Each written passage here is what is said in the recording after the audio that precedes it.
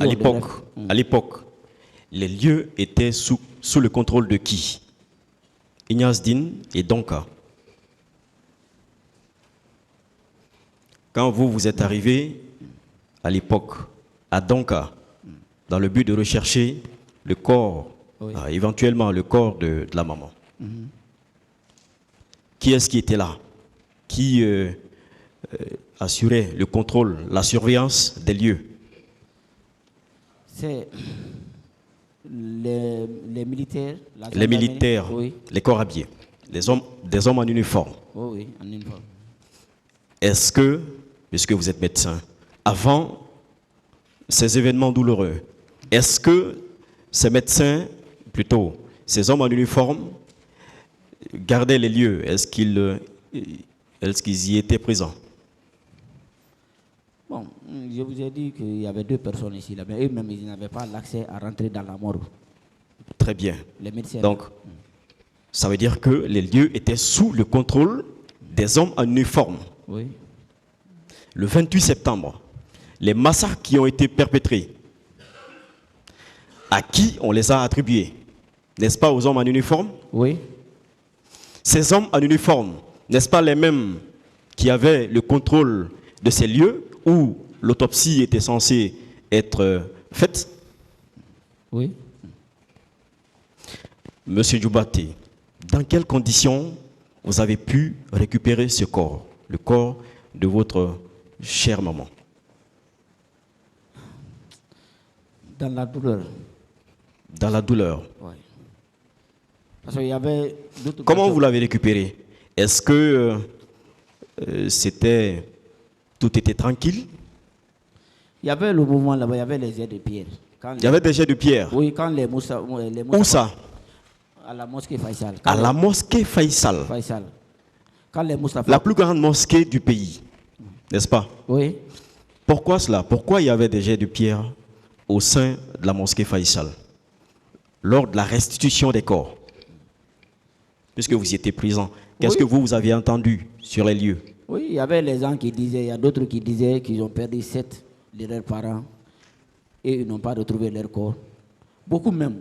Les corps aussi étaient vraiment mal. Donc les gens étaient vraiment mal à l'aise. Dans ces conditions, est-ce qu'on peut parler d'autopsie? Non, pas du tout. D'abord, c'est avec toute la difficulté qu'on peut imaginer que vous avez pu, par chance, on pourrait le dire ainsi, retrouver le corps de votre chère maman, n'est-ce pas? Oui. Est-ce que, à l'époque, avec toutes ces difficultés, vous pouvez encore risquer, à supposer que vous ayez poussé la volonté de faire procéder, faire pratiquer une autopsie, d'aller encore vers la morgue, vers Ignace Dine, où difficilement vous aviez eu accès? Oui. Monsieur Djoubaté. Oui, président maître. Cette photo-là,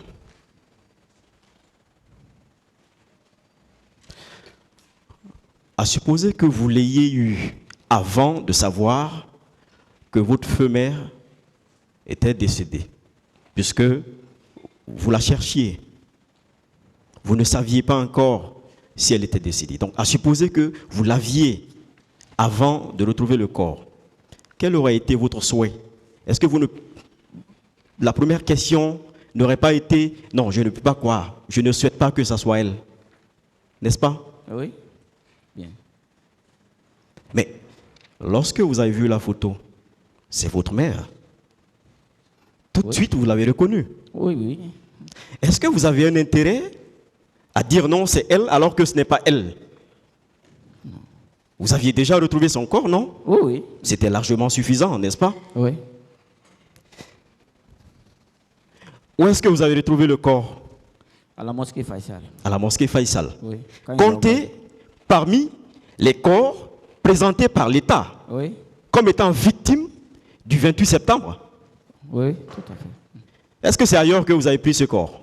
Non. Je vous remercie, Monsieur le Président.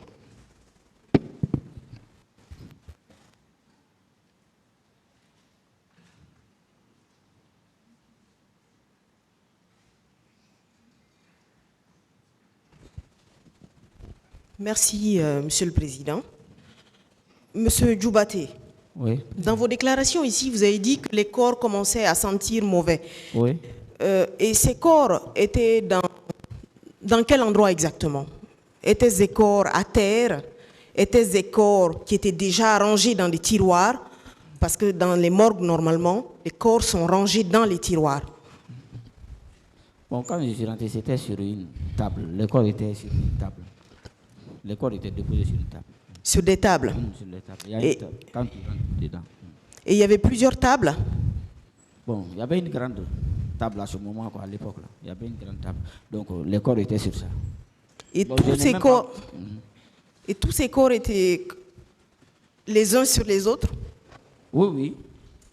Étaient-ce des conditions normales de conservation de corps, d'après vous? Les corps même, je vous ai dit que les corps même, ça s'est commencé à se sentir. Les douleurs. Il y avait les douleurs maintenant. Là. C'était le courage seulement qui a fait que j'ai pu. Comme je n'avais pas le choix. Et vous dites que vous êtes arrivé là-bas mercredi. Les événements ont eu lieu lundi. Lundi, oui. Vous avez eu accès à la morgue mercredi. Oui.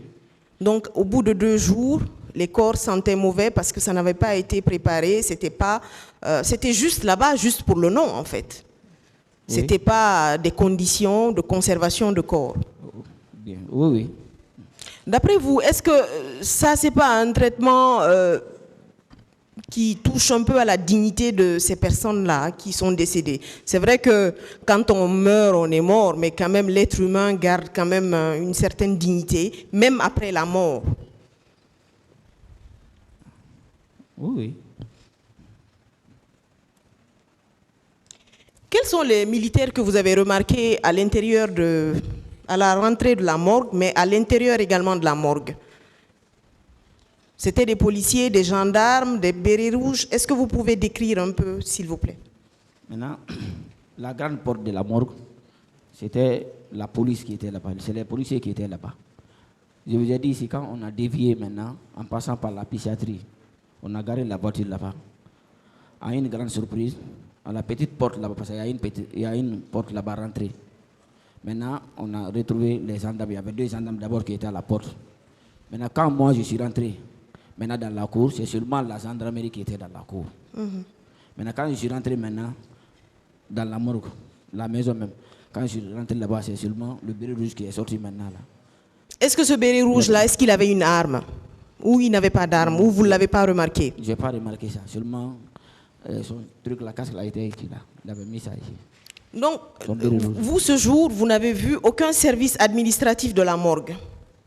Il n'y avait aucun service administratif. Vous vous êtes faufilé, vous avez pu rentrer parce que vous êtes médecin, vous avez une blouse. C'est tout. Je vous ai dit, quand je suis rentré, il y avait 2 de mes collègues, de mes camarades de promotion, quoi.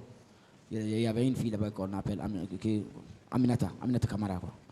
Elle-même, elle m'a demandé qu'est-ce que je suis venu faire. Je lui ai dit que la maman est sortie depuis le lundi. Elle-même, elle a commencé à dire. Donc c'est elle-même qui m'a aidé. Je lui ai demandé s'il y a l'école. Elle m'a dit oui, il y a l'école. Donc je suis rentré là-bas. Elle m'a dit de faire attention, quoi.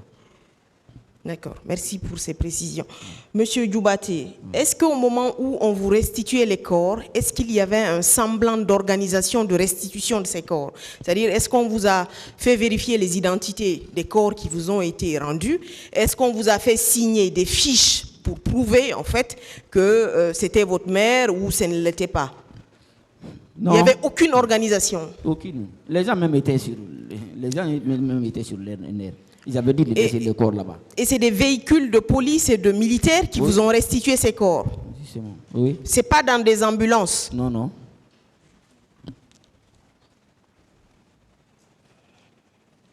Et les autorités qui étaient sur place, quel a été leur discours? Si vous avez eu le temps, parce que vous avez dit qu'il y avait de la violence qui s'était à un moment donné engagée. Est-ce que vous avez eu le temps d'écouter à minima les autorités qui étaient sur place qui vous ont restitué ces corps?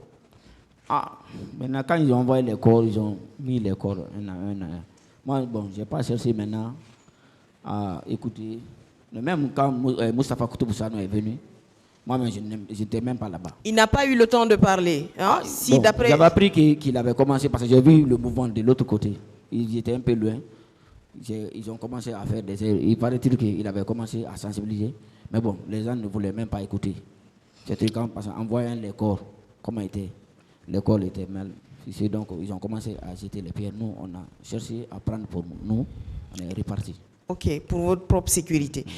Monsieur Djoubaté, est-ce qu'à ce moment-là, est-ce qu'après les événements, est-ce qu'après que vous ayez enterré votre mère, est-ce que la commission nationale d'enquête vous a interpellé ou appelé pour savoir les conditions dans lesquelles votre maman est décédée?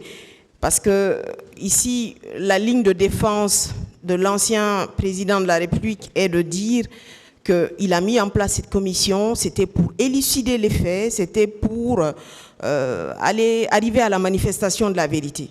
Est-ce que vous avez été contacté par cette commission nationale d'enquête?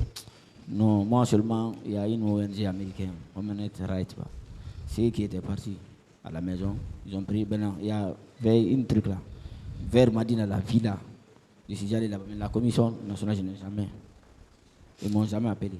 Ok. Est-ce qu'à l'époque, M. Djoubaté, vous aviez senti un quelconque souci des autorités de l'époque de vous traiter en fait avec l'humanité qui devait scier à l'époque? C'est-à-dire que vous avez senti que les autorités se souciaient de vous, de vos familles?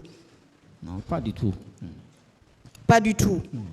Vous n'avez pas senti de compassion de la part des autorités qui étaient à l'époque en place?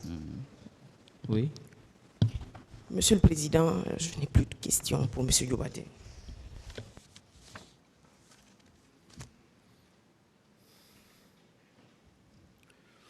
Il n'y a plus de questions. Vous pouvez disposer, M. Djoubaté.